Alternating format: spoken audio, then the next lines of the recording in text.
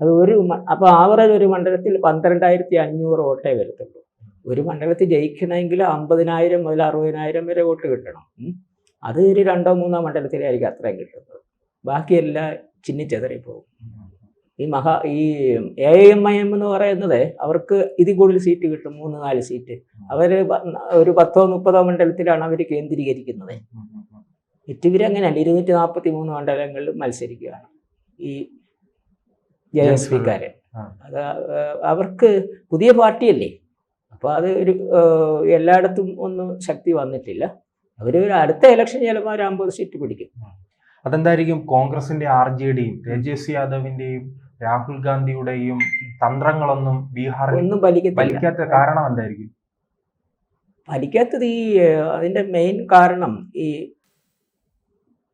നിതീഷ് കുമാർ 20 കൊല്ലമായിട്ട് അവിടെ മുഖ്യമന്ത്രിയാണ്. ഇദ്ദേഹം മുഖ്യമന്ത്രിയായതിനു ശേഷമാണ് അവിടെ ക്രമസമാധാനം ഒക്കെ ശരിയായി വന്നത്. അതിനു മുമ്പ് രാത്രിയിലൊന്നും ആർക്ക് ഇറങ്ങി നടക്കാനൊന്നും പറ്റത്തില്ല, സ്ത്രീകൾക്കും പറ്റത്തില്ല, ആണുങ്ങൾക്ക് പോലും പറ്റത്തില്ലായിരുന്നു. ജംഗിൾ രാജ് എന്നുള്ള അത് അവർ അനുഭവിച്ചറിഞ്ഞതല്ലേ. പ്രത്യേകിച്ച് 40 വയസ്സിൽ കൂടുതലുള്ളവർക്ക് എല്ലാവർക്കും ഇതറിയാം പഴയ ഭരണം. പിന്നെ 40 വയസ്സിൽ കുറഞ്ഞവർക്ക് ഈ RJDയുടെ ഭരണത്തെ പറ്റി അറിയത്തില്ല. ബാക്കി 40 വയസ്സിന് മേലുള്ളവർക്കെല്ലാം അറിയാം. അപ്പോൾ പിന്നെ റോഡുകൾ കൊണ്ടുവന്നു, പാലങ്ങൾ കൊണ്ടുവന്നു, വിദ്യാഭ്യാസ സ്ഥാപനങ്ങൾ. അതിനു മുമ്പ് ഇതൊന്നും